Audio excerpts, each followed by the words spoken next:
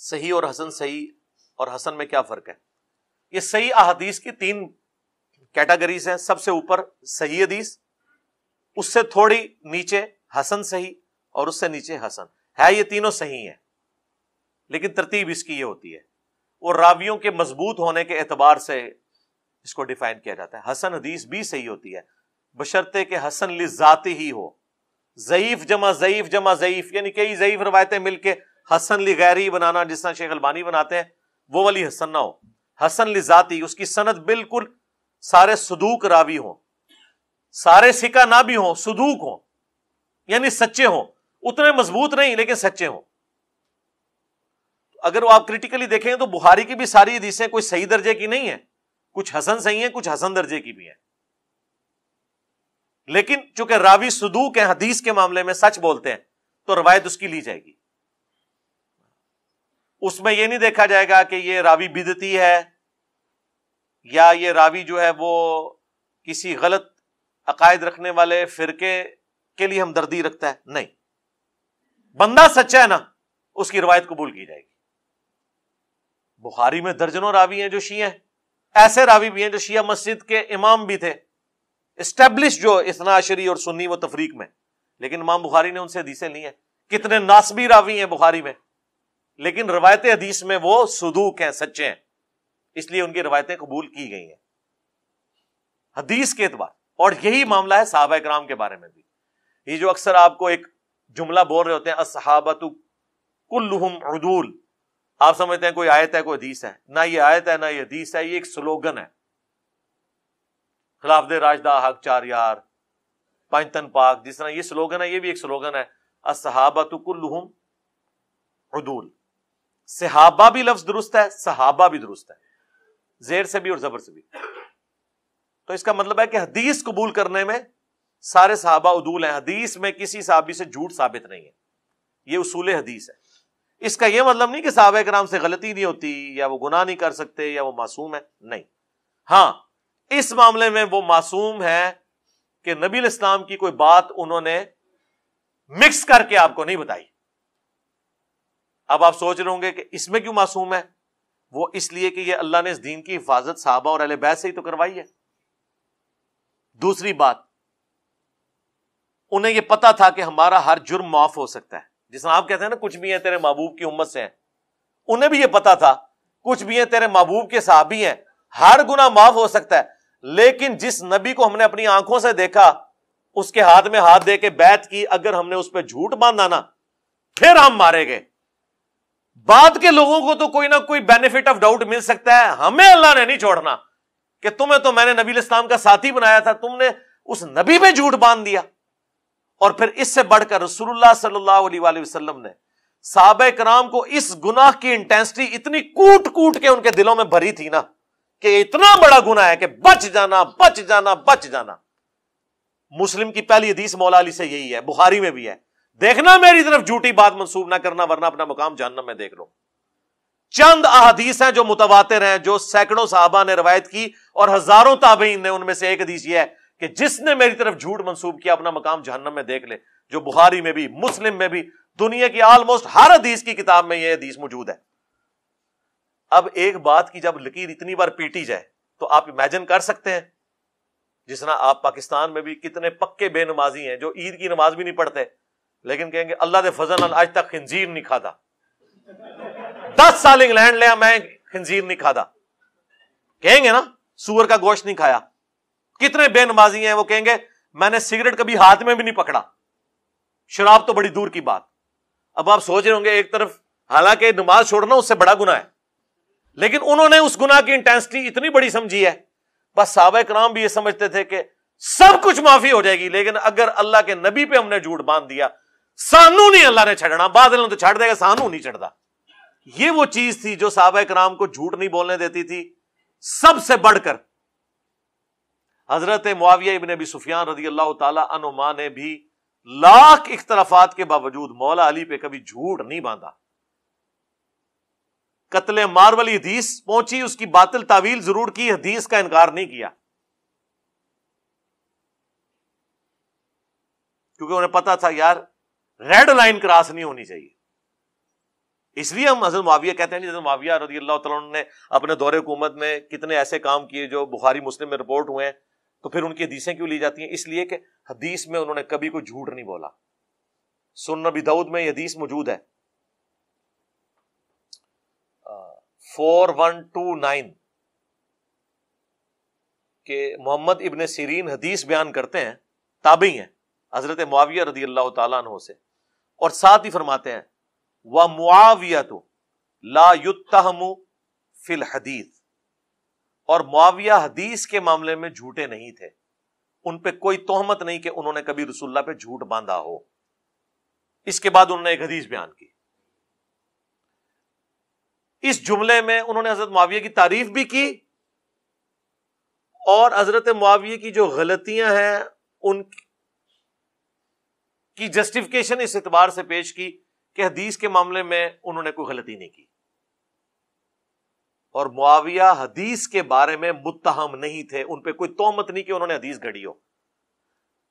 یہ بات انہوں نے حضرت ابوبکر، عمر، عثمان اور علی سے حدیث بیان کرتے ہوئے کبھی نہیں کی.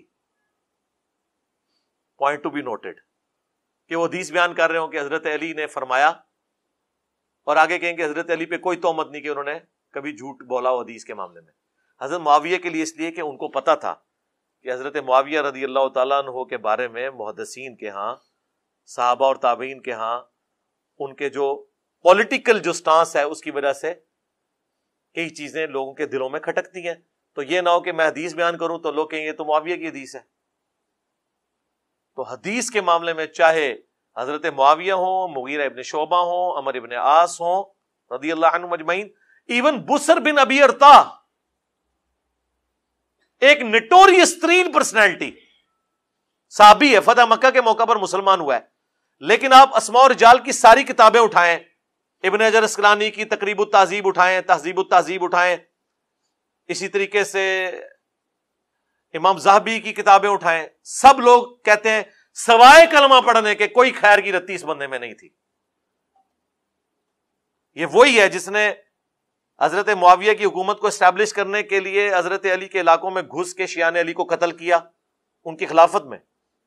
جن بچوں کے نام علی ہوتے تھے ان کو بھی قتل کر دیتا تھا، اتنی نفرت اہل البیت سے. لیکن آپ مسند احمد کھولیں، ایک چیپٹر ہے اس کا نام ہے مسند بسر ابن ابی ارطا. اب وہ شیعہ اعتراض کرتے ہیں کہ یار اس ظالم کو تو تم بھی مانتے ہو تو حدیثیں کیوں لی ہوئی ہیں؟ حدیثیں کہاں سے؟ یار ایک حدیث ہے، او نہیں کہ ایک حدیث گھڑی ہوئی، او نہیں حدیث بھی ٹھیک ہے. یہ مرزا جہلمی چھپا ہوا رافضی اہل سنت کا لبادہ اڑا ہوا وہ بدبخت ہر وقت ہر ٹائم اس خاندان کے اوپر حملہ آور، اس خاندان کی توہین و تشنیع کرنا. ایک حدیث گڑی ہوئی ہے، ایک حدیث گڑی ہوئی ہے، ایک حدیث گڑی ہوئی ہے، یعنی مفہوم گڑا ہوا. حدیث تو درست ہے، کہتا ہے عمار کو فیا باغیہ قتل کرے گا، وہ عمار کو جہنم کی طرف بلاتا ہوگا، معاذ اللہ، وہ عمار کو جہنم کی طرف بلاتا ہوگا. اور یہ جو جہنم کی طرف بلانے والا گروہ تھا نا معاذ اللہ، یہ امیر معاویہ کا تھا. امیر معاویہ نے قتل کیا تھا، امیر معاویہ معاذ اللہ جہنم کی طرف بلانے والے. دیکھ لو وابی بھی حدیث نو گھڑی ہوئی کہندے نے، ٹھیک ہے. بعد انہوں نے آیا کہ لتر پہن کے نہیں مفہوم گڑا ہوا. تو مفہوم بیان کرنا مامو پارٹی، مفہوم بیان کر کے دس نہ. تسی مبالغہ کر سکتے ہو، مبالغہ ادو ہوئے گا جو حدیث بیان کرو گے تو دسو گے جنہیں جنہیں بھی جرم کیتا ہے. مبالغہ لی حدیث نہیں بیان ہوگی ان کے منہ سے کبھی بھی 6220 مسلم کی، اور نہ صحیح بخاری کی 2812 کا یہ فارم کبھی بیان کر سکتے ہیں قتل عمار والی حدیث کا. تو بہر وہ بسر بن ابی ارطا کی مسند احمد یہاں ہمارے پاس پڑھی ہے، اس میں وہ حدیث ہے کہ نبی علیہ السلام نے دعا تعلیم کی، اللہم احسن عاقبتنا فی الامور کلہا واجرنا من خزی الدنیا وعذاب الاخرہ. میری فیوریٹ دعاؤں میں سے، اے اللہ ہمارے تمام کاموں کا انجام بہتر کر دے. یہ انگلش میں محاورہ ہے، all is well if end is well. تمام کاموں کا انجام بہتر کر دے اور ہمیں دنیا کی رسوائی اور آخرت کے عذاب سے بچا لے. یہ دعا بسر بن ابی ارطا نے روایت کی ہے، مسند احمد میں بھی ہے اور المستدرک للحاکم میں بھی ہے. اور امام حاکم جو صحیح شیعان علی میں سے تھے انہوں نے بھی حدیث لی ہوئی ہے اس کی. حضرت معاویہ سے بھی لی ہوئی ہے، اس سے بھی لی ہوئی ہے. یہ ہارڈ لائنر ہیں حضرت علی کے اعتبار سے، اس لیے ان کے اوپر شیعہ ہونے کا الزام بھی لگا. اہل سنت کے جو چند محدثین جنہیں شیعہ کہا گیا، اور شیعہ ان معنوں میں نہیں کہ رافضی، شیعہ وہ جو حضرت علی کی باقی صحابہ پہ فضیلت کے قائل ہیں، ان میں امام حاکم بھی ہیں جنہوں نے المستدرک للحاکم لکھی، لیکن انہوں نے حضرت معاویہ سے بھی حدیثیں لی ہیں، حضرت مغیرہ سے بھی لی ہیں، حضرت بصر ابن ارطاء سے بھی لی ہیں، اور لیکن ان کو سنی اس لیے مانا جاتا ہے، بہرحال وہ چاروں خلفاء کو مانتے ہیں، پہلے حضرت ابوبکر کی شان میں، پھر حضرت عمر، عثمان، علی، پھر حضرت عثمان کے دفاع میں بھی حدیث لیتے ہیں وہ. اس اعتبار سے الصحابۃ کلہم عدول کا مطلب ہے کہ روایت حدیث میں تمام صحابہ کی حدیثیں لی جائیں گی، یہ مطلب ہے. اس کا یہ مطلب نہیں ہے یہ پڑھ کے تو آگے کچھ اور نکال رہے ہوتے ہیں، جس طرح ہمارے لوگ جو ہے آیت پڑھتے ہیں یا ایھا الذین آمنوا اطیعوا اللہ واطیعوا الرسول واولی الامر منکم، اور کہتے ہیں اس سے امام حنیفہ کی تقلید واجب ہوگی. اولی الامر منکم میں امام حنیفہ کہاں سے آگے؟ یہ حکمران کا ذکر ہے، اور وہ بھی اوپن لائسنس نہیں آ گیا فَإِن تَنَازَعْتُمْ فِي شَيْءٍ فَرُدُّوهُ إِلَى اللَّهِ وَالرَّسُولِ. حکمران سے بھی جھگڑا ہو سکتا ہے، فیصلہ پھر بھی کتاب و سنت اللہ اور اس کے رسول سے ہوگا عز و جل و صلی اللہ علیہ وآلہ وسلم. تو آپ دیکھا کریں وہ بات کون سی ہو رہی ہے. صحیح مسلم میں جو حدیث ہے 240 علی سے محبت نہیں رکھے گا مگر مومن، علی سے بغض نہیں رکھے گا مگر منافق. اس حدیث کے حساب سے تو حضرت معاویہ کا مولا علی سے کس درجے کا بغض تھا، اس کے بارے میں کافی دفعہ بول چکا ہوں کہ جو شخص بھی دشمنی یا بغض رکھے اس کا یہ مطلب نہیں ہے کہ اس کو اس سے ذاتی کو دشمنی ہو گئی ہے. اس کو تعویل کی غلطی بھی لگ سکتی ہے، دنیا کی محبت کا غلبہ بھی ہو سکتا ہے. حضرت معاویہ کی تو آپ کو مثال ویسے ہی سمجھ نہیں آئے گی، ظاہر ہے کہ اس کے بارے میں تو ایک بڑی زیادہ احادیث اور پھر ہارڈ لائن آپ لے لیں گے. میں آپ کو کہتا ہوں ان کو تو چھوڑ دیں. سیدہ عائشہ جو تھی سلام اللہ علیہا، کیا انہوں نے حضرت علی سے جنگ نہیں کی ہے؟ تو ہم کیا کہیں گے کہ وہ مومنہ نہیں تھی؟ جبکہ بخاری میں عمار ابن یاسر کا خطبہ موجود ہے کہ عائشہ دنیا اور آخرت میں تمہارے نبی کی بیوی ہیں، یعنی ان کا مرتبہ کم نہیں ہوا. عمار ابن یاسر سے بڑا کوئی شیعہ ہے نا اس زمانے کا یا آج کا تو کلیم کرے ذرا، کوئی بھی کلیم نہیں کر سکتا. جو حضرت علی کے اتنے خاص ہیں کہ وہ کوفے میں ان کو بھیج رہے ہیں حضرت حسن کے ساتھ کہ آپ جا کے لوگوں کو آمادہ کریں کہ یہ جو حضرت عائشہ طلحہ اور زبیر آ رہے ہیں ان کے اس فتنے کو آپ نے روکنا ہے، جنگ جمل جو ہو گئی بعد میں. لیکن آخرت میں مرتبہ انہوں نے کم نہیں کیا. تو اس میں کیا الفاظ ہیں؟ اللہ تمہیں آزمائے گا کہ تم عائشہ کی اطاعت کرتے ہو یا اللہ کی اطاعت، کیونکہ اس وقت خلیفۃ المسلمین کی اطاعت اللہ کی اطاعت ہے. حضرت عائشہ کا جو وہ خلیفہ وقت کے خلاف خروج ہے اس کو عمار ابن یاسر نے ان کے بے ایمان ہونے سے تشبیہ نہیں دی، نہ اسے بغض علی قرار دیا ہے. یہ قرار دیا ہے کہ ان کو گیون سرکمسٹانسز کے اندر ایک بات غلط سمجھ آئی ہے، کیونکہ اس زمانے میں علم غیب نہیں تھا نہ ہوتا. علم غیب جڑا تسی بنایا سی نا وہ صحابہ کی جنگوں نے ہی بتا دیا کہ علم غیب تو شاہی کوئی نہیں رہا.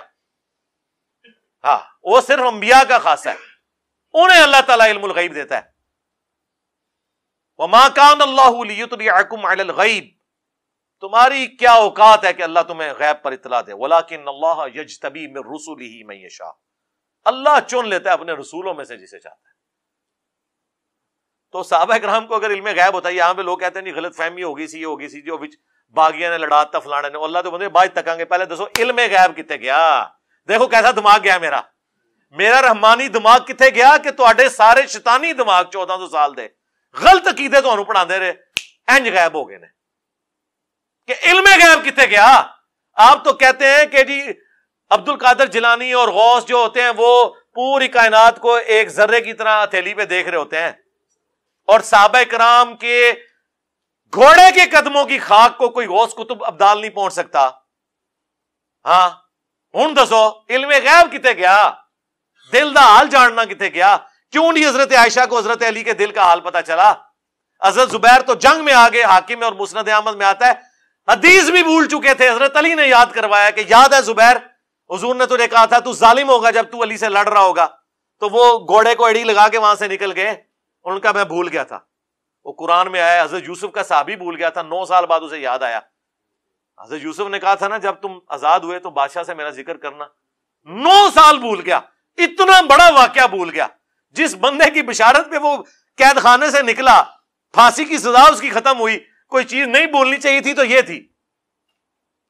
یہ بہت بڑی چیز ہے, قرآن میں رپورٹ ہوئی ہے. تو حضرت زبیر بھی بھول گئے, جنگ چھوڑ گئے. حضرت طلحہ بھی جنگ چھوڑ گئے, مروان نے ان کے گھٹنے میں تیر مارا, حاکم میں آتا ہے وہ بھی شہید ہو گئے. حضرت عائشہ تو پوری زندگی روتی رہی ہیں, حتیٰ کہ انہوں نے کہا مجھے اب دفن بھی نہ کرنا اس حجرے کے اندر, مجھے میری سوکنوں کے ساتھ دفن کرنا, میں نہیں چاہتی کہ رسول اللہ, ابو بکر اور عمر کی وجہ سے لوگ میری تعریف کریں, جو کچھ میں نے حضور کے بعد کر دیا, کیونکہ حکم تھا کہ نبی کی بیویوں گھروں میں ٹھہری رہو. حضرت عائشہ جب تھیں, اور کیا حضور کی بیویاں نہیں تھی, کوئی نہیں نکلی جنگ کے لیے, الٹا وہ ان کو روکتی نہیں, بعد میں پھر وہ آپ دیکھ لیں. خیر یہ ایک تلخ چیز ہے. تو آپ یہ جنگ جمل میں مولا علی کے مخالف صحابہ کا, بھائی مولا علی نے معاف کر دیا ان کو, سب کے لیے دعائیں کی ہیں. حاکم میں موجود ہے, مصنف ابن ابی شیبہ میں, فضائل صحابہ میں, کہ میں امید کرتا ہوں کہ قرآن میں سورۃ الحجر میں جو آیا کہ اللہ تعالیٰ علیہ ایمان کے دلوں میں ایک دوسرے کے خلاف نفرتیں نکال دے گا, پھر وہ تختوں پہ بیٹھے ہوں گے, آمنے سامنے ٹیک لگائے. یہ میرے طلحہ, زبیر اور عثمان کے بارے میں مسئلہ تو ماموں کا ہے نا, ان کا تو کوئی مسئلہ نہیں. اگر کوئی شخص دین کے طریقے پر حکومت کرتا ہے تو اسے خلیفہ کا درجہ دیا جائے گا. کیوں نہیں دیا جائے گا؟ بالکل خلیفہ ہی ہوگا وہ. عمر بن عبدالعزیز مروان کا پوتا ہے, اور ہم اسے امیر المومنین اور رضی اللہ تعالیٰ عنہ علیہ السلام بھی کہتے ہیں, 5ویں خلیفہ راشد کہتے ہیں, بلکہ 6ٹھا خلیفہ راشد حسن ابن علی کے بعد, اور خلافت صرف 2.25 سال ہے, 99 ہجری سے 101 ہجری تک, اور اسلام کا پہلا مجدد کہتے ہیں. یہ وہ مجدد ہے جسے سنی اور شیعہ دونوں مجدد کہتے ہیں. یہ لادہ بات ہے, بتاتے نہیں کہ اس نے تجدید کون سی کی ہے.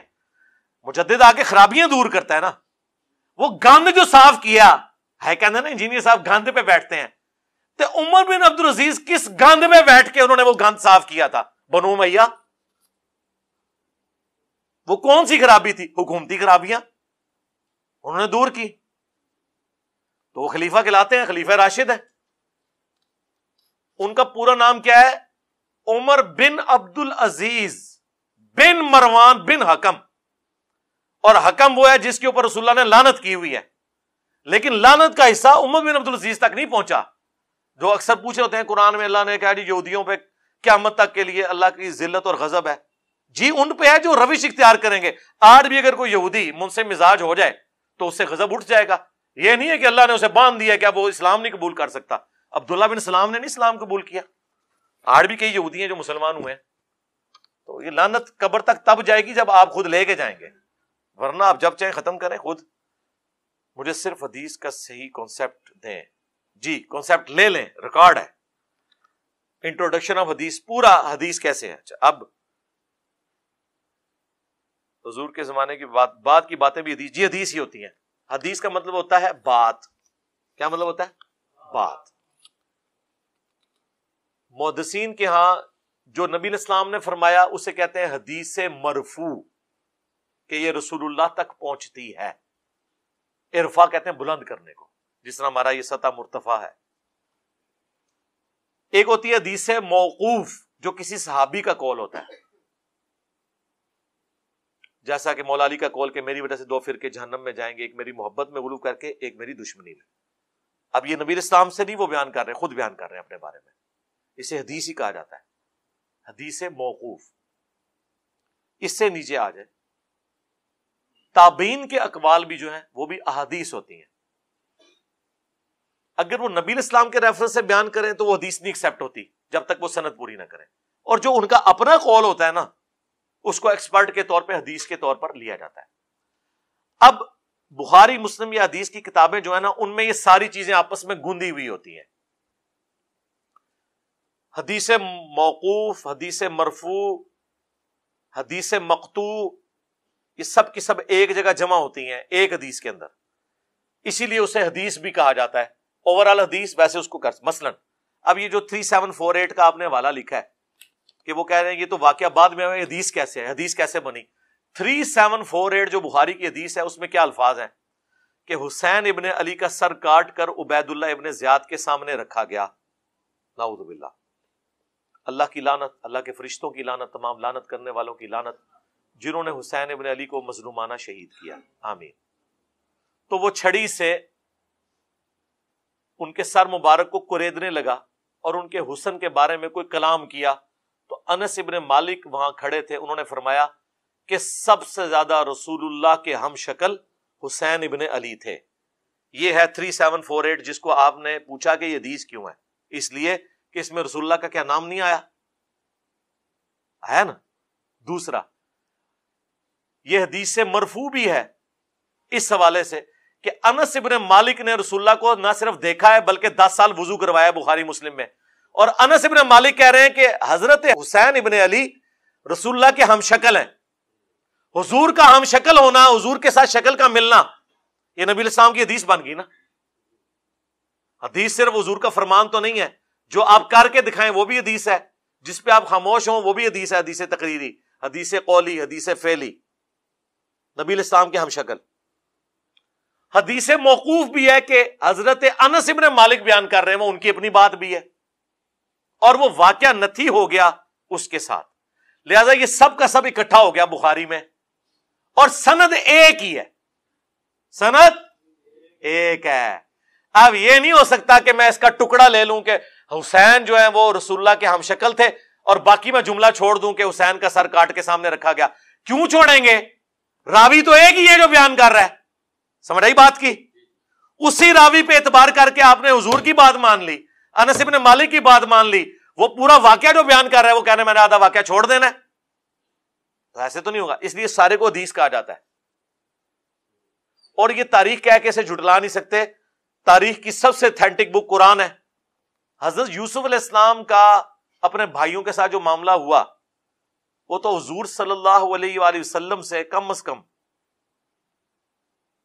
آپ سمجھ لیں آلموسٹ 3000 سال پرانی تاریخ ہے. وہ تو تاریخ ہے نا. یوسف علیہ السلام کے بھائیوں نے ان سے حسد کیا, اور وہ پھر کس طریقے سے مصر کے حکمران بنے, یہ پوری تاریخ ہے نا. تو تاریخی واقعات تو قرآن میں بھی آئے ہیں. کیوں ہم بیان کرتے ہیں؟ عبرت کے لیے. اس طریقے سے بخاری مسلم میں بھی جو تاریخ آئی ہے عبرت کے لیے بیان ہو رہی ہوتی ہے. وہ حدیث کے طور پہ آتی ہے, حدیث کی نمبرنگ کے تحت ہی آتی ہے. جیسے قرآن میں ایسی کوئی تفریق نہیں ہے کہ تاریخی واقعات الگ کر دیے ہوں اللہ نے, یہ کہہ کے یہ تو تاریخ ہے. اب تخت بلقیس کا جو ایک واقعہ ہوا ہے, ایک تاریخی واقعہ ہے. اس طریقے سے رومنز اور پرشینز کی جنگ کا جو سورہ روم کے سٹارٹ میں ذکر ہے, ایک تاریخی واقعہ ہے نا. دونوں کافر لڑ رہے تھے, کوئی مسلمانوں کی جنگ کا ذکر ہے قرآن میں. یہ کیا کر رہا ہے واقعہ جو اللہ نے کہا ہے کہ رومی مغلوب ہو گئے پرشینز کے ہاتھوں, اور ان قریب دوبارہ سے غالب آ جائیں گے. اس میں دین کا کون سا مسئلہ بیان ہوا ہے؟ دونوں کافر. ایک تاریخی واقعہ آیا ہے, ایک پروفیسی کے طور پہ, بعد میں پوری بھی ہوگی. تو اس طرح اپنا ریلیٹ کیا کرے. تو جو بھی حدیث کی کتابوں میں آتا ہے, حدیث جب بھی کوئی صحابی تابعی بیان کرتا ہے نا, وہ کسی سرکمسٹانسز کے اوپر بیان کرتا ہے.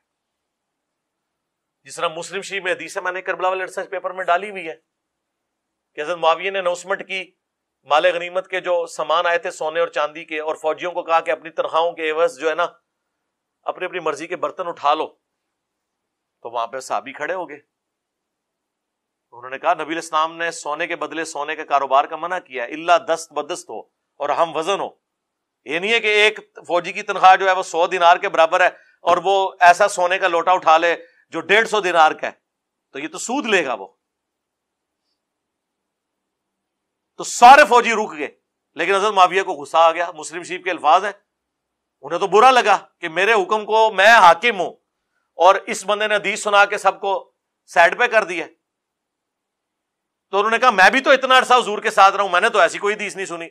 یہی کچھ تھوڑے حنفی بھی مولوی کہہ رہے ہوتے ہیں, میں بھی آج تک اسی تو کوئی حدیث نہیں سنی ہے. تو وہ صحابی اتنے غصے میں انہوں نے کہا مجھے اندھیری رات کے ٹکڑے میں جنگل میں تمہارے لشکر سے علیحدہ ہونا پڑ جائے میں گوارا کروں گا, لیکن جو کچھ میں نے خود حضور سے سن رکھا ہے اسے بیان کرنے سے باز نہیں آؤں گا. ہاں, یہ وہ حدیث بیان کر. اب یہ پورا ایک واقعہ ہوا ہے نا. اب آپ کے اس واقعے میں جو کچھ حضرت معاویہ کے فوجیوں نے کیا حضرت معاویہ کے کہنے پہ, اور وہ صحابی نے حدیث سنائی اور وہ سارے بیک فٹ پہ چلے گئے, یہ واقعہ چھوڑ دیں, بس آپ اتنا حصہ بیان کریں کہ سونے کے بدلے سونے کا کاروبار منع ہے. بھائی یہ واقعہ جب بیان کریں گے, یہ امپلیمنٹ جس جگہ پہ ہوا ہے وہ تو بتائیں گے نا.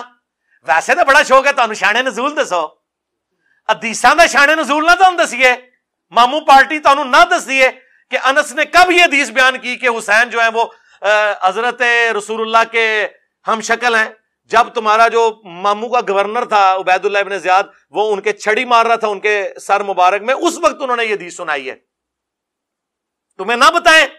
انج تے بڑا شان نزول دا شوق جے، تے شان نزول ہوندا جے نا انہاں حدیثاں دا، جتھے جتھے تہاڈے وڈیاں نے کام پایا اوتھے اوتھے حدیثاں سناندے سن، تو پھر وہ سارے واقعے کو محدثین ایک جگہ جمع کرتے ہیں اور اس پورے کو حدیث ہی کہا جاتا ہے، حدیث ود تفسیر۔ سمجھ آ گئی بات کی؟ یہ ساری باتیں میں نے ایک انٹلیکچوئل ترتیب سے مثالیں دے کے ترتیب سے نا کوئی 1.5 گھنٹے کی ایک ویڈیو ریکارڈ کروائی ہے، انٹروڈکشن آف حدیث۔ اس میں منکرین احادیث کے بھی جوابات ہیں، ناسبیوں کے بھی جوابات ہیں، ساروں کے جوابات ہیں۔ اے تہاڈا پورا تھدا مکا چھڑیا جے، کوئی بندہ ایسا جنہیں پرچی لکھی ہو دی میں پرچی نہ پڑھی ہوئے، ہاں یہ فیبریکیٹڈ سوال نے اپنی پرچیاں۔ او مامیوں، مامو پارٹی، جو میں نے ویڈیو میں ریکارڈ کرایا نا، اس ویڈیو کو 10 دفعہ دیکھو اور وہی سوال آپ اس طریقے سے جواب کبھی دے دو۔ یہ میں ویسے وہ تکبر کے طور پہ نہیں کہہ رہا، میں ان کو بتا رہا ہوں کہ ان کی اوقات کیا ہے۔